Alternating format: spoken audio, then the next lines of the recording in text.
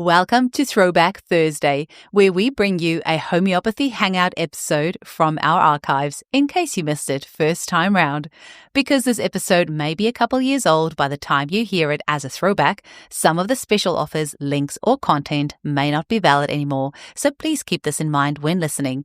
You're always welcome to reach out to us at info@eugeniekruger.com. Enjoy the episode. This episode is specifically for the homeopaths out there. A few weeks ago, I listened to a recorded webinar where Marcos Bielsa was interviewing Frederik Schroyens about how he came about creating the Synthesis Repertory and the RadarOpus homeopathic software. So the reason I found this so interesting is that I purchased my Radar software more than a decade ago, and I literally could not do my job without it. I've done several upgrades to it over the years by adding many more repertories to it and Materia Medica and other reference materials, so that now it's like my best friend that's with me every single day and in everything I do. I enjoyed this webinar so much, and I found the history which Frederik shared so interesting that I reached out to Luke Norland to ask if he would mind if I use the audio from this webinar and share it on my show for the homeopaths to enjoy. So this episode is a little bit different. I hope you will enjoy it. Do give me your feedback on this at info@eugeniekruger.com if you'd like some more of these styles of podcasts. And if you're a homeopath interested in purchasing the RadarOpus software, visit www.radaropus.com for more information.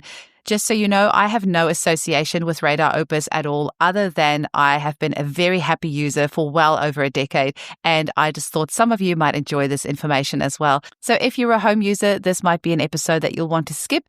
Otherwise, do have a listen anyway, but definitely the homeopaths out there, especially if you use RadarOpus, I'm sure you're going to find this history of how the software was developed very interesting, just like I did. Enjoy.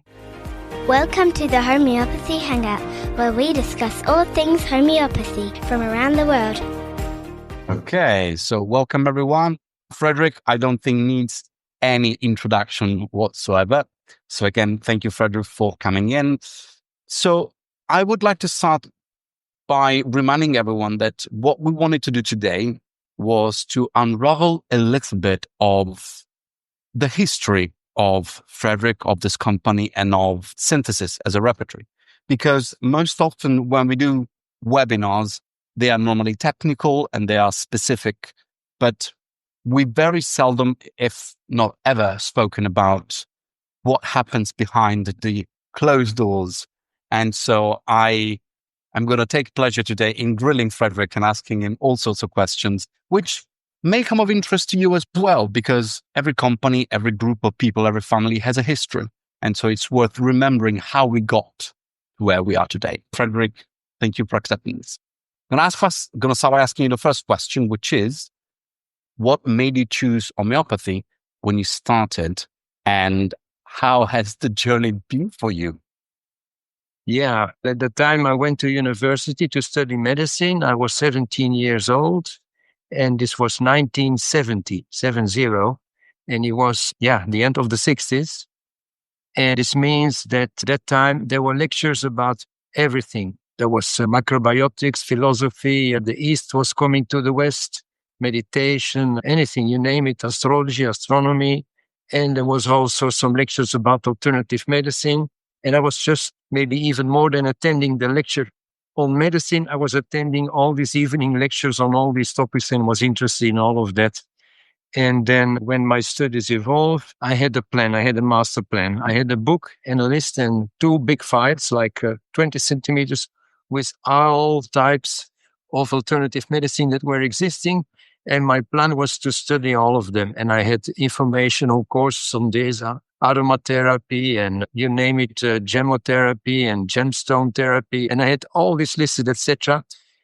And I must say, I just see Alf Andreasson pop up there. And I must say, I see so many people in the list that I know, and it would be like an endless interruption to greet all of them. But please welcome. I see your names, and I'm very happy to meet all of you, because many of you, we didn't meet in Belgium. In fact, I met you in Norway, in Holland, in Mexico, in the United States, and I see all these names. So hello to all my friends, and thank you for lodging me at the time. And so I had this map with all these types of medicine, with the courses, etc. And my master plan was I would study all of them to be like a complete therapist. And then when it came to the real courses, I saw there were two big courses. There was a course on acupuncture and a course on homeopathy. They were long courses. The other ones were like weekends or a week or whatever. It was just short. And then I had to decide, shall I go for acupuncture or homeopathy? And the course of the faculty in London seemed to be very well organized, was full-time. So I said, I do a lot in 1 year. I had a lovely wife who had been working a little bit and a lovely family who gave me some money. And so this is why I went to London to study homeopathy down there, full-time, 1 year. And yeah, the thing that changed is that I got so much absorbed and intrigued and fascinated by the study of homeopathy that I did not pick up studying acupuncture, chiropractic, chemotherapy, and all these other things. So I got stuck in homeopathy because of the experience in London with Dr. Blackie and all the other people. And thank God you did, I may add. Otherwise, we wouldn't have synthesis. Yeah, I would have been an eclectic therapist, as Kent wrote. I would have been an eclectic, but maybe an acupuncturist, who knows? Okay, can I ask you, this is personal. Can you remember the first repertory that you studied on? I obviously can guess the answer, but it's very easy. It was Kent. Okay. It was Kent. In fact, I used 3 Kent repertories. One was stolen from me, I must say. When I returned from my wedding trip, which means I took Kent's repertory on my wedding trip. Interesting. But it was stolen when we came back. But I used 3 Kent repertories and then Bartel and Künstli, etc. and other repertories, yeah. Okay. And so obviously, the obvious question, how did synthesis start? So you were obviously a student, you'd started homeopathy. How did it come into life? Yeah, we were very enthusiastic young homeopaths, and I see Guy Kokelenberg is there, one of my Belgian friends who was at the same time, hello Guy, was there at the same time, and we studied homeopathy here or there. We came together in these groups, and we were just studying, and there was no plan to do something of the kind that I am doing or have been doing later on. There was no such plan. But some events happened, and one of the triggers was in fact like a fairy tale, once upon a time thing, which maybe some of you know. Once upon a time, there was a professor who had a child with recurrent tonsillitis, university professor in Namur, and he went to see a homeopath. Alex Jacques was the last name, Jacques. And that homeopath, who was was a president of one of the 5 schools of homeopathy in Belgium at the time, gave a remedy to the child. Not only the tonsillitis was gone, but it didn't return. And the professor was intrigued, and he saw the guy working, as maybe some of you have been doing, with this book, with his fingers in between 2 pages and then turning the pages and going back to the first one. And he asked, what are you doing, in fact, with your fingers, and looking at, and Alex, his first name was Alex, explained, yeah, I'm just having remedies in this rubric. I'm crossing them with the remedies in the other rubric. And in this way, I'm finding the remedy for your child. And he said, oh, he was a professor of computer science and mathematics at the Faculty of Computer Science in Namur. He said, but this can be done by a computer much more easily. And he says, I can appoint the PhD students to make a program just doing that, which is we take the repertory and we allow, as we call it ourselves, to repertorize the symptoms. And so that has been the beginning of radar and in a way of synthesis. This professor, child being cured, and the guy being curious about the whole thing. Jean Fichefet was his name. And incredible. Yeah. And then I got involved. That's another story, but maybe too long to tell. I got involved and again fascinated. There's been a lot of fascination in my life, I must say. And I got fascinated by this computer program. I bought it at an incredible price. And people complain about the price of RadarOpus. I can tell you, speak to my wife, she still has nightmares about the price. at which I bought the program at the time. And may I ask, who did you buy it from? Because I think the person may be in the call today. No, there was the very beginning. The university created a project and then saw there was interest in the homeopathic community. And the university wanted to stay on the scientific side. So they appointed a company to market, promote, and distribute it. And the guy at the time was Erik Anbergen, who started to sell it and also sold it to me. And Erik has been working with us for a number of years, but he left us after, I think, 10 years or so, he left us. And so did Synthesis start after you had bought your first radar? And was it first? Yeah. Because the first radar was with Synthesis Repertory. That's clear. Eh? Oh, okay. That's clear. And just to tell you the story of the repertorization. You know how long the first repertorization took? It took 40 minutes. So we took 5 rubrics and then we hit enter to get the results, and we had to wait 40 minutes. And in fact, at the beginning, I was against the computers. I was like the art of homeopathy, the art and the science, okay? The art and the science. There has to be a homeopath who speaks to people, listens to people, looks at people. And I didn't believe at all that computers could be doing something. You must know that at that time, it was like the banks were not all computerized. It was like the beginning of computerizing everything, the supermarkets, the banks, the shops. It was the beginning of computerization. People were working with their hand with little calculators, machines with a little paper maybe to give to the client. But computers were not like main thing, mainstream. And many people were against computers, and so was I. And I was even more against computers because of homeopathy. This is going to spoil homeopathy. And then one day I got a call from this Erik Anbergen, and he says, we have reprogrammed radar in machine language. I still don't know exactly what it means. But the result is that we can now repertorize a case in 2 or 3 minutes. Can I come and show it to you? And he came and showed it to me. And I must say, that night I didn't sleep, and I was speaking to my wife until maybe 2 or 3 a.m. Poor wife. If they can change the program in such a way that the 40 minutes become 2, they will be able to change the 2 minutes into 2 seconds as well. And then we have a revolution.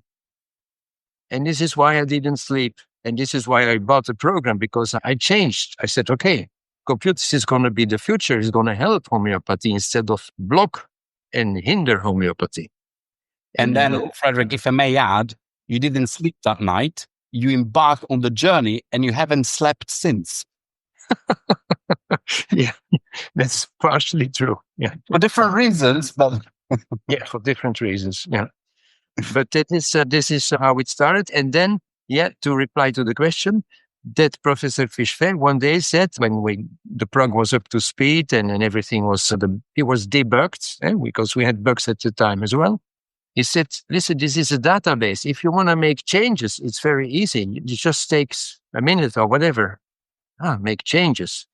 And we had many homeopaths at the time who believed Kent is final, as Kent himself has told to Frederica, his daughter, the book is final. But there were also homeopaths who believed, no, it's not final. There's information out there that should be in the repertoire. So we had this divide between the ones who wanted to work with a virgin Kent and the ones who wanted to make additions.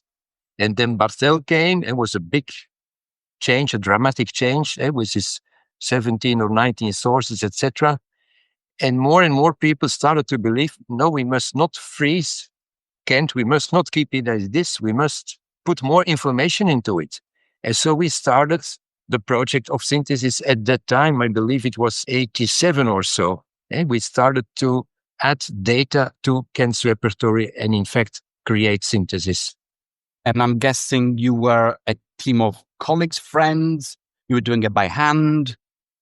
Yeah, no, it was a database, so we could do it in the computer, but it was very slow. It was very stepwise. And there was... sorry to interrupt. You were doing it in the university, or you were somewhere? Or... No, we all had our portable PCs, and I was traveling to different places. I still remember one time I had a PC I've recently seen in a PC museum, which I took to go to Greece to work with George.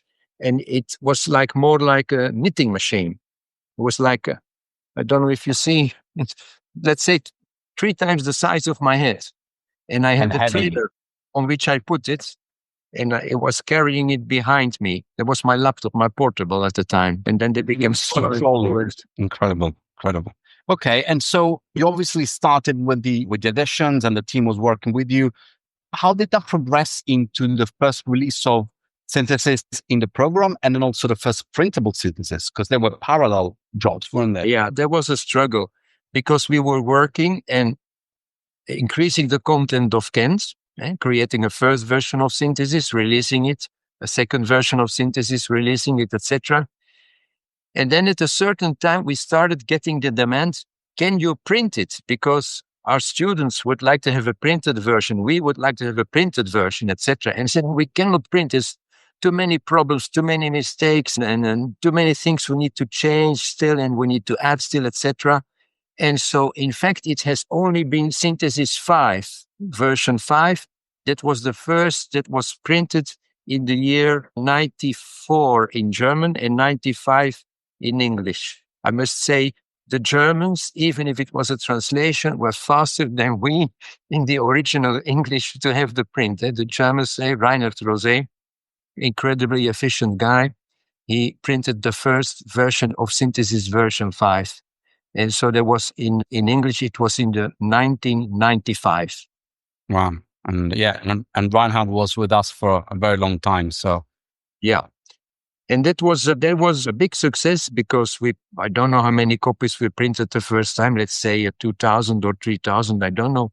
And within 6 months, everything was gone. We had to reprint immediately. And then again, we had to reprint. And it was like filling up a void, filling up a need. So it was true.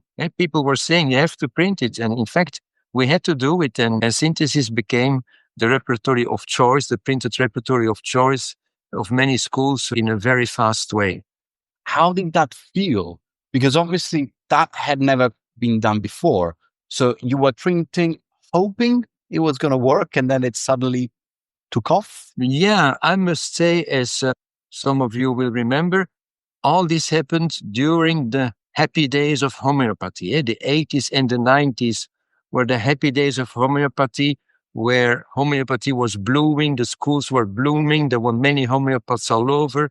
Demand from the patient was incredibly high, even with many homeopaths in my city. I must say I had a waiting list that once went up to 2 years. Patients had to wait 2 years before they could come for a consultation to me. And so when we printed it, we expected it would be successful, and it was. You were riding the wave, yeah.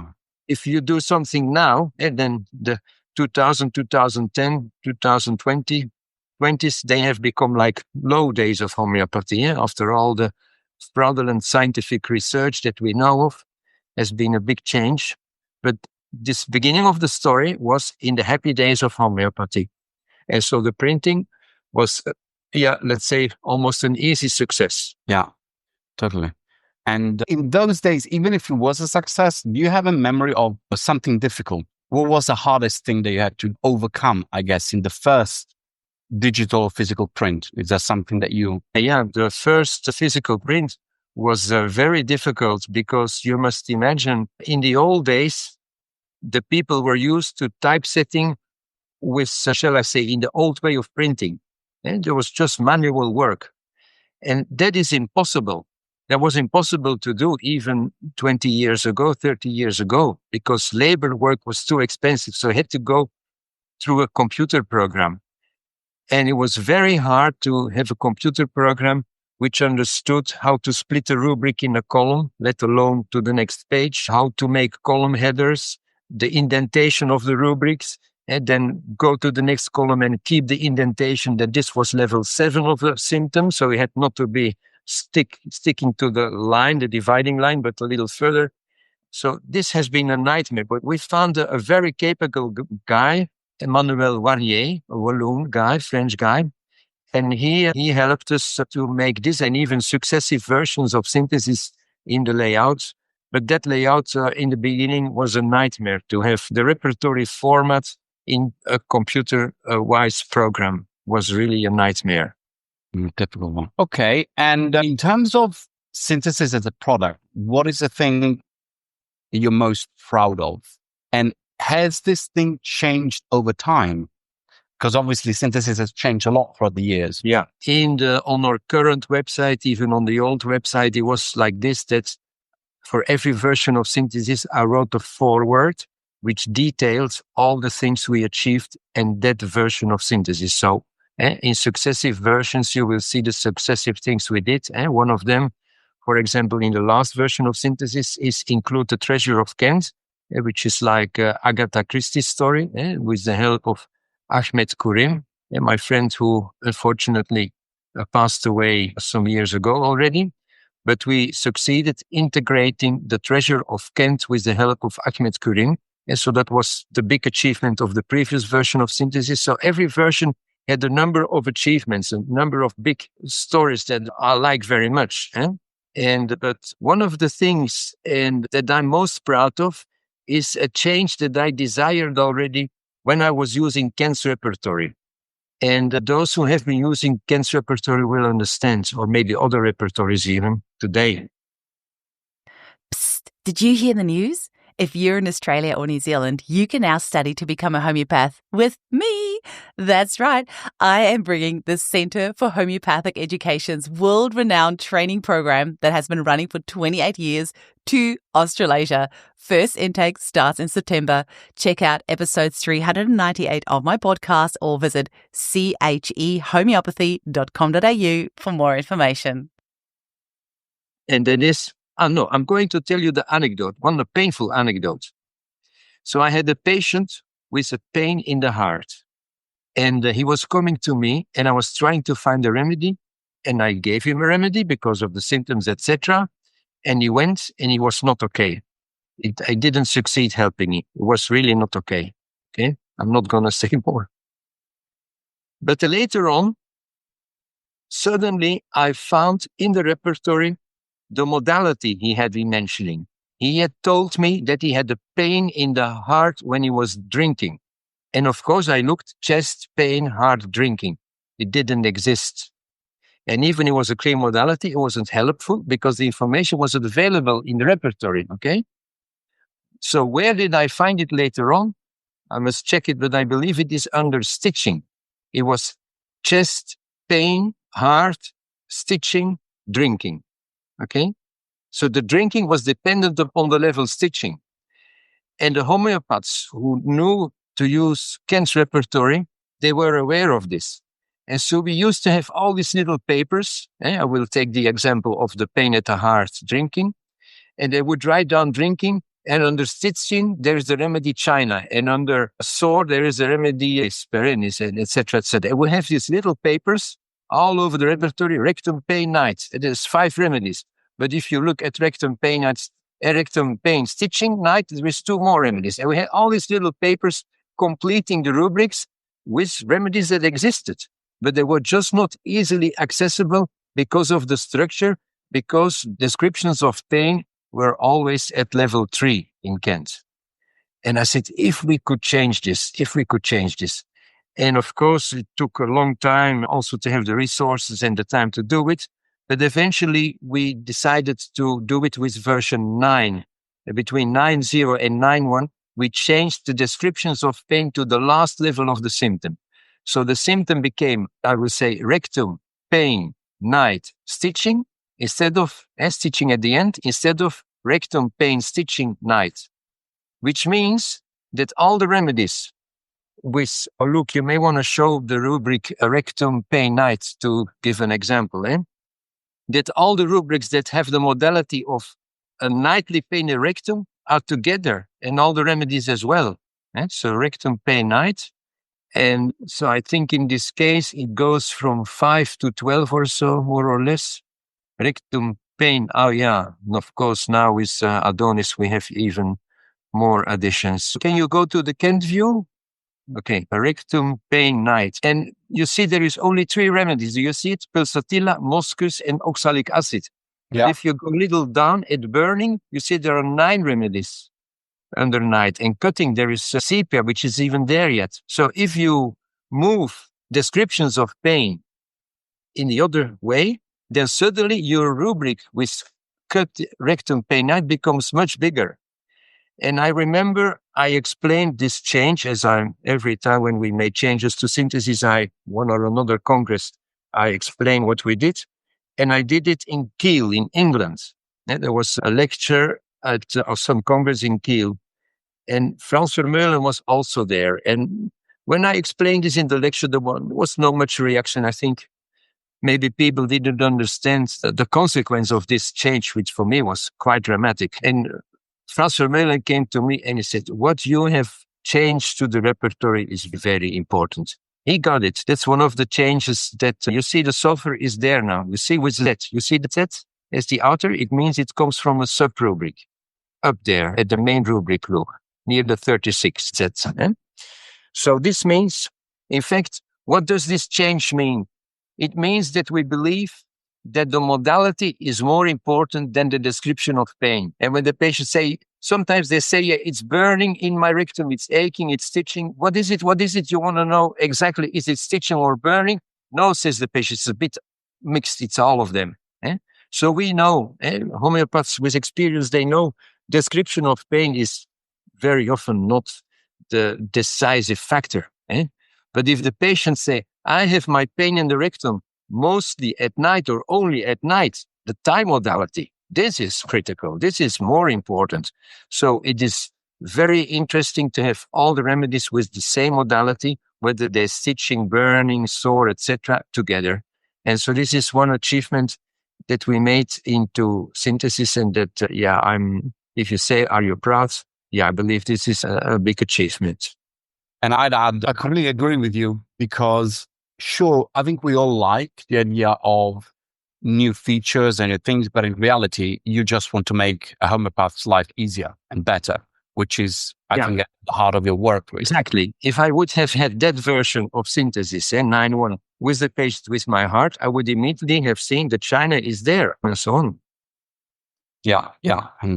Just makes your work easier. But there was a lot of work at the beginning. How big was the team that was working with you? Again, we must make a distinction between the glory days of homeopathy and the last 20, 25 years. But in the glory days of homeopathy, we were also, we were the first program that encoded, I believe it was Allen. I think it was Allen was the first Materia Medica we had fully encoded as a database. And then we did Herring and Clark and Hahnemann and more. But there was such a demand to have Materia Medicas also searchable and available in the software that we had different teams in Canada, in Romania, in the Philippines. And then we had all the teams working on the synthesis, people working on the catalogs, etc.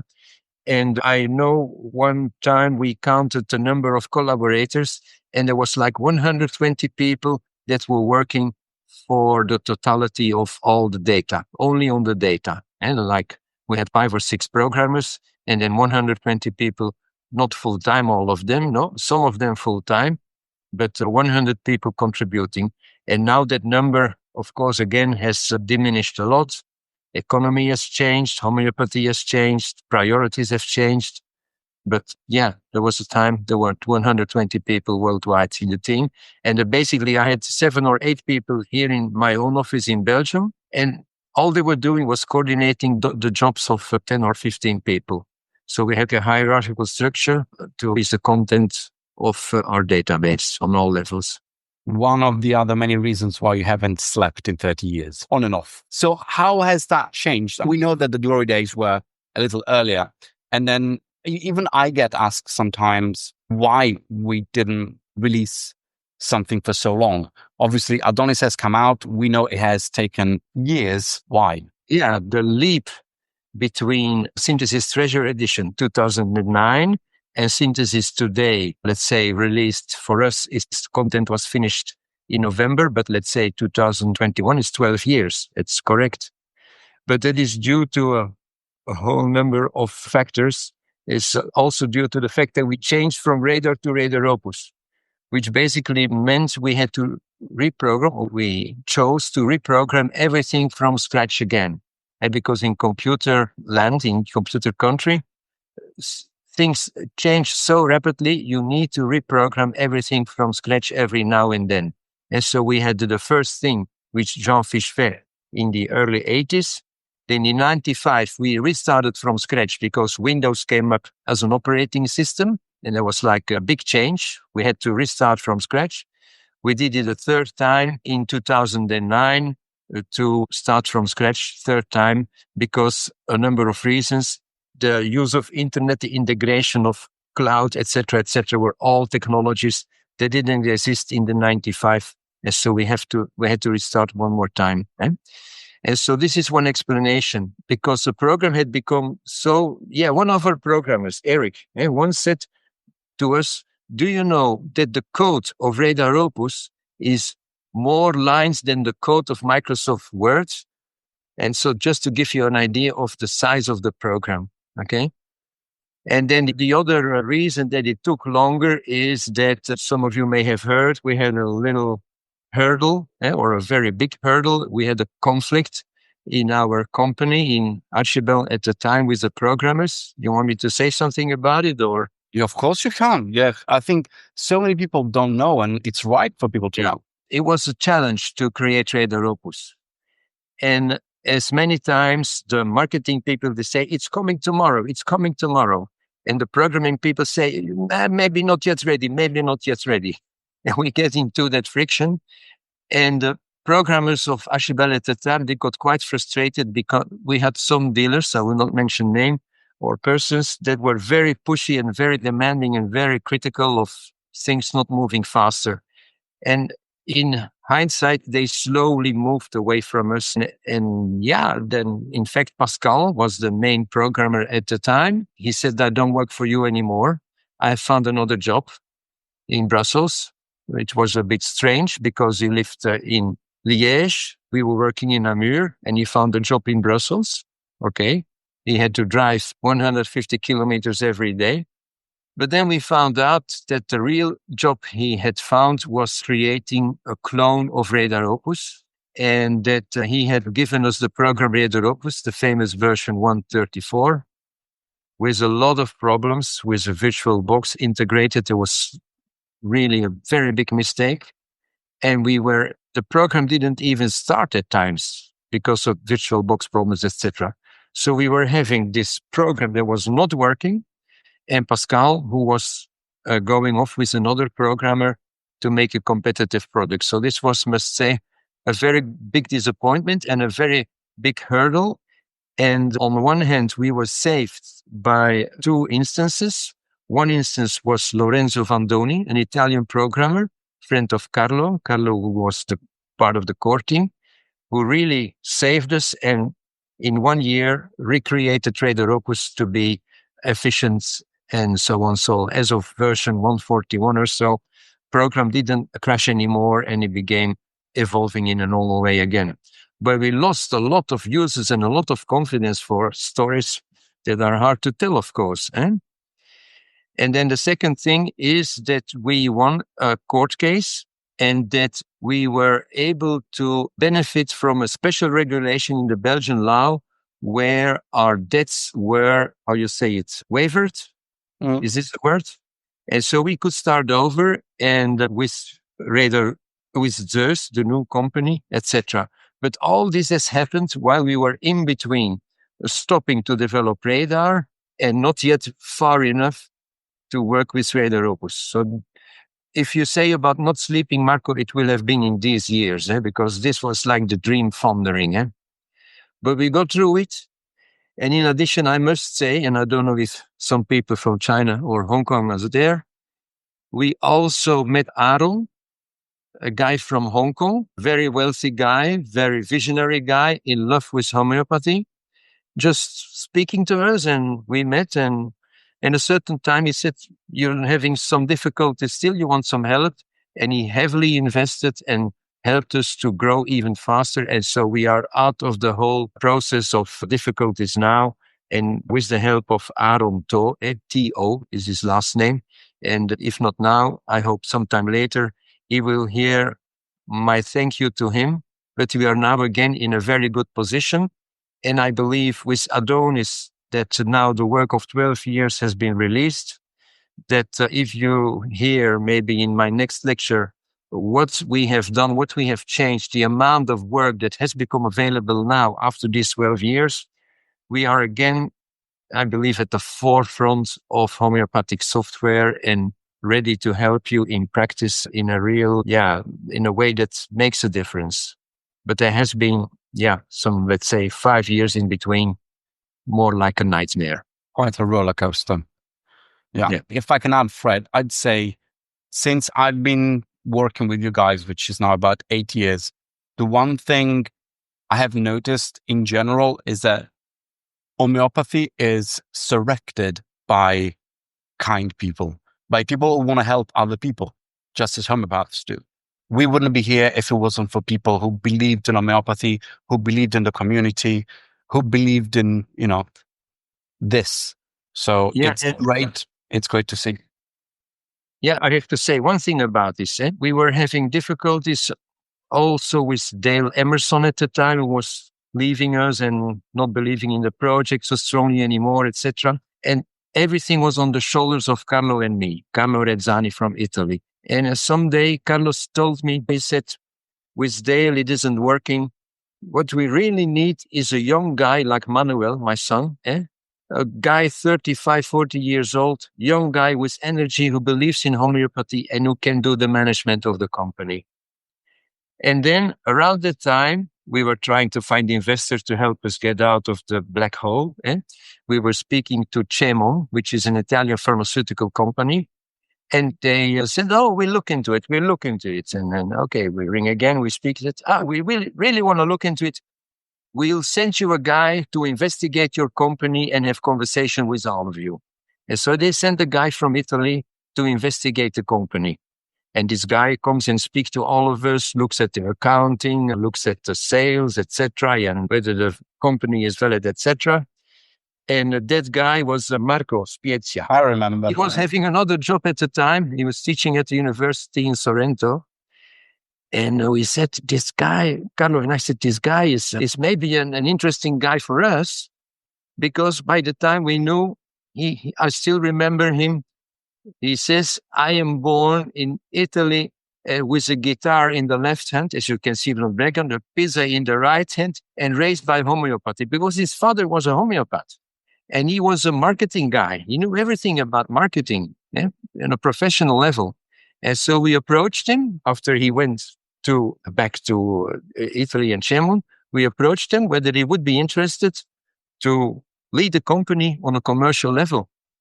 And as you can see, he did. And I must say, Marco's input has also been critical to get into a much better position and to get the lead again on homeopathic software. I must say, congratulations and grazie mille, Marco. For still being alive. Thank you, Frederick. And thank you to we've got Luke here, who's been an amazing addition. Tim, if I can say that there's so many people we need to thank. And I could say I obviously came from a business background, but what is lovely to see, at least in our company, is that everyone has passion. People don't look at their watch and say it's 9 a.m. or 5 p.m. We are all such hardworking people and we believe in what we do. And if this company did not have people who believe in what they do, it wouldn't exist. Maybe homeopathy wouldn't exist. Yeah. And I see just a message popping up from Dominic Mazziello. Hi, Dominic. We know each other. And he says, I am one of the first 3 buyers in the United States. So we still have those people with us that have paved the way, because they must have made a major investment as I did in those days. Just computers were like, you bought a computer or a house. Yeah, you had to reflect. And it was like the equivalent of maybe 20,000 euros, dollars, wasn't it? It was like expensive. At the time, it was, 25,000 euros that I paid at the time. Yeah. Incredible. So there you go. Things have changed. And now we're asking to pay, I think it's 80 or 90 euros for an update of Adonis. Even less. Okay. Anyway, a few people will take it. We're trying hard. And we hope it will be as useful as the other versions have been. Talking of which, by the way, this is also a question which I get asked, and I don't know how to answer completely. For someone who is not a super scientific person and top level, just has Synthesis 2009, they've seen the update. In 3-4 words, why would it be useful for this person to update? In 3-4 words, it's difficult because just this morning I gave a 1-hour webinar explaining the changes we made. But maybe figures are the easiest in this case. And an operation is to add a remedy or to correct a symptom, or is an operation. And it's something you do to the database, to the Synthesis Treasure Edition database. The difference between Synthesis 2009 and Synthesis Adonis is 500,000 operations done by the whole team worldwide. 500,000. And if you say percentage-wise, the information has increased with about 25%. And if you speak remedy-wise, in the old Synthesis Treasure Edition, we had documentation of 2,700 remedies. Now we are above. Can you look up the precise figures because I'm going to make a mistake. Anyway, we have about 850 remedies more documented in Adonis than in the older books. And that's due to two main points. The one is that we have focused in those 12 years a lot on adding proof. 230 of those provings are contemporary. Many of them follow the classical procedure and offer very valid information. And the second big chunk of information that we have added is clinical verification from the clinic. And for that case, for that section, we have got the help from Farooq Master from India, thousands of editions from Massimo Mangialavori from Italy, thousands of editions, and also from Philippe de Grote, a homeopath from Belgium. And altogether, they are representing 50,000 editions. And so, there is a lot on the level of provings and clinical information that has been increasing. And before Luke shows the screen, I'm going to just add one more thing. That is a big change in Adonis. Adonis is the first repertory where families are integrated in the rubrics as remedies. I could speak a long time to explain this, but it basically means that when you repertorize a case, the patient tells you, I'm jealous, I lack salt, I have pain in my stomach after eating, etc. You just repertorize, take the symptoms. As always, you may see some family pop up in your analysis. And then you may consider in one way or another to use this family or analyze. When it's a Longinacea, you may look for remedies that are this. Acardiacea is anacardium in the analysis, etc. Anyway, I can explain this, and probably I should, for our next webinar, I should explain the ideas we have, how you can use family information. But it has been integrated for sure. It is one of the items that we're dreaming about for a long time, that family information can be used in the repertory as well. Because all of you will be aware that so far the repertory was remedies, symptoms, remedies, full stop, okay? Now, since a long time, in the community, there is family thinking. Let's say family thinking about a case. Sometimes on a very rough level. Is it a plant, an animal, or a mineral? But sometimes also on a more precise. This looks like Composite, this looks like whatever family, or Lobelacea, etc. And this is not available in an easy way in a repertory. And we made a change there in Adonis. And so it becomes, again, more easy and more practical when you want to use this approach with your patients. So look, can you show you have the figures of the remedies in the previous and the last version? Can you tell us? So in version 9.0, we have 2,310 remedies described, and a little more in 9.1, a little more in 2009. And then suddenly with Adonis, we jump from 2,375 BUPs to 3,233. So Synthesis is the first repertory to cover more than 3,000 remedies. And this leaves the competition quite pale ahead. A lot of work is going into that. So thanks a lot, Fred. So we've got about 5 minutes left. It's a bit short. So thank you very much, Fred, for the explanation. There were a few questions. Should we go through those, Luke, just to make sure everyone's happy? Yeah, sure. Thank you, Frederik. Thank you very much. Yeah. Also. Yeah. Nice to hear your personal journey as well. Yeah. So what were the questions? I think Tim's been busy answering some of those questions in the chat. Yeah, there was one question by Jennifer Chappell, which was the first one, but I'm going to read it out. The initial reps by Kent Clark, Boga, Berica are awesome. However, some of the initial remedies have been more proven now. So are they updating RadarOpus to show the updates, Candida various? And then she makes some examples. Yes, of course. The additions are not only about new or unknown remedies, but also about the known remedies. Although I must say our goal is not to expand sulfur beyond the stars. We have, I think, 16 or 17,000 symptoms of sulfur in synthesis for the moment. If you don't find sulfur for your patients with those 16,000 symptoms, I think you can forget it. The goal is not to duplicate that number. This is one of my ideas, is that the ideal description in the repertory, I say, of a remedy is when it holds between 500 and 2,000 symptoms. And this is not a little, not too much, it's very manageable. And in fact, the proving coordinators who work with us, we ask them to submit their proving with like between 400 to 800 symptoms, maybe up to 1,000. Kate Burge, the famous proving, the group proving of COVID-19, it was 1,000 something symptoms. And that's a nice start. Then you can study the remedy from the repertory extraction and know it, and you will find it when you have the symptoms that are interesting. Yeah, I think Jennifer just got it. So great. Then there was one which I just translated because it was in a different language. A gentleman was asking when you got the family information, whether it was from Skulton, Yakir, Sankaran, and whether he can select the sources like he used to be able to do in Radar. Yeah, so the sources are all of them.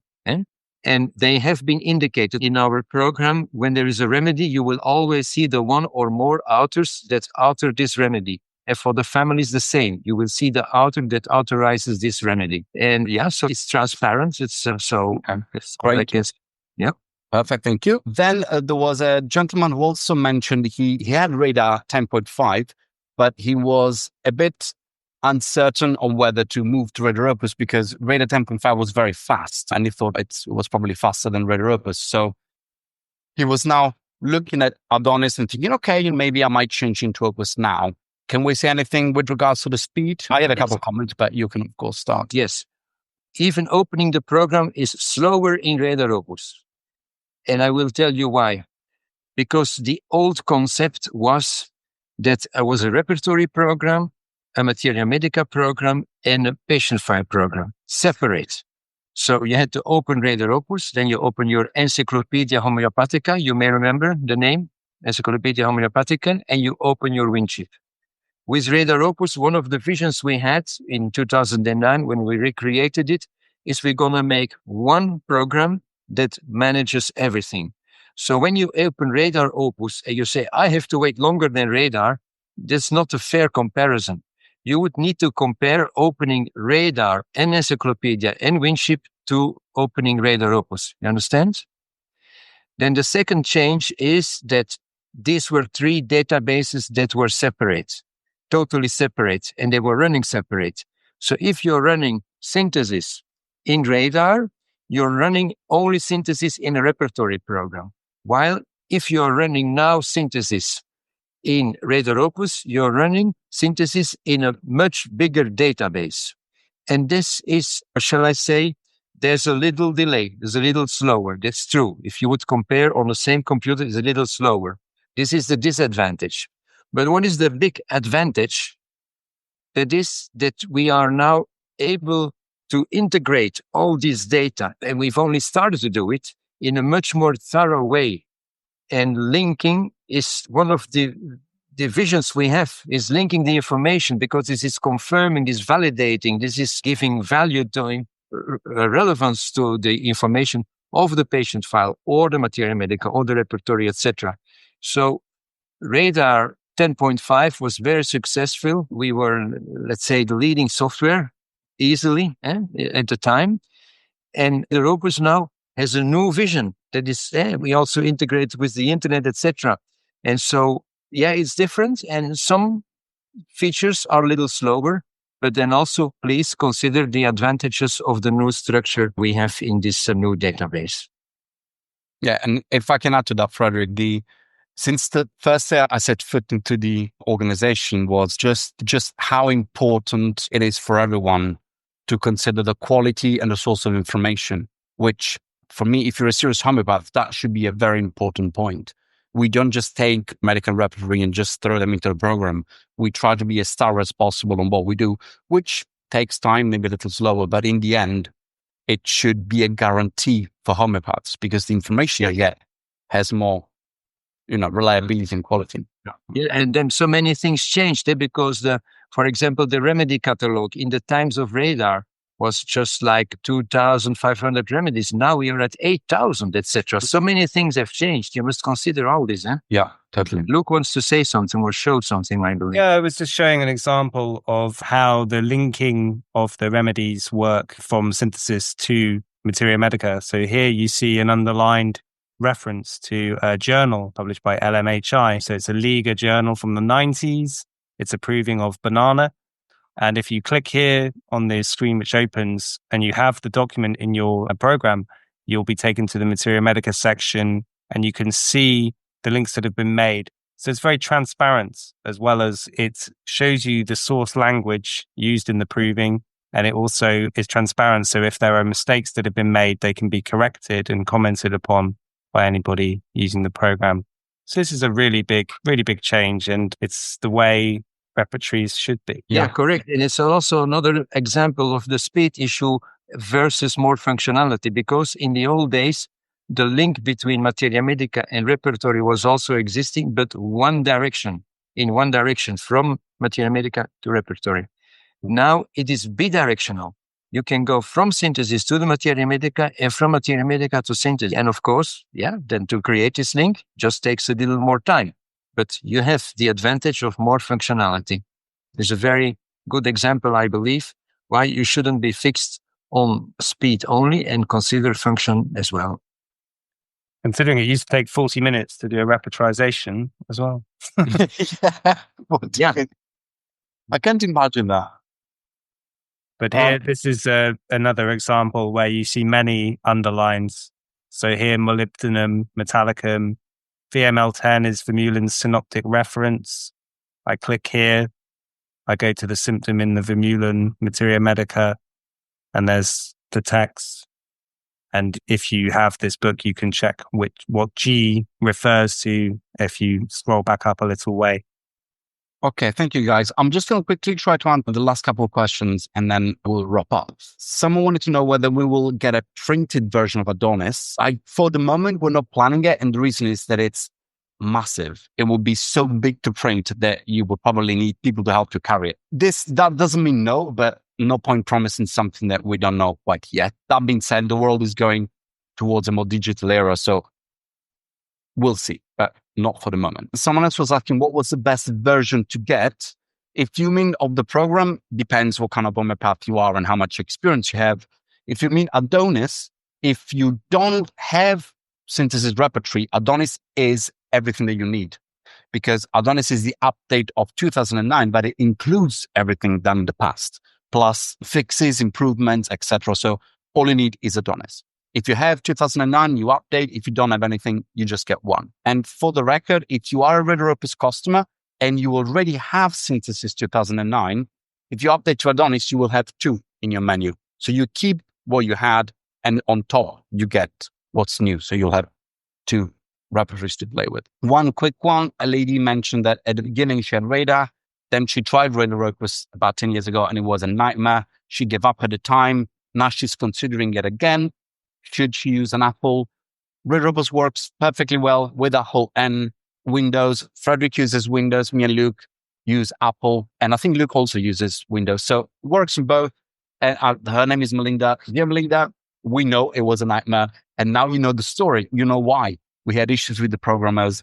Someone saved us. We had to start from scratch. So you had an experience that wouldn't be normal. And we're sorry about that. Luckily, it's changed. And I think someone asks also if they're going to get something working on Linux. I don't know for now, but generally we just try to stick with what we have. So we know it works on Apple, we know it works on Windows, and that's that. Few people saying they love what they see on Adonis and they're very happy. So Frederik, big thumbs up onto you. And someone was asking also, with the big attacks of big pharma, how will accessibility to these remedies be impacted?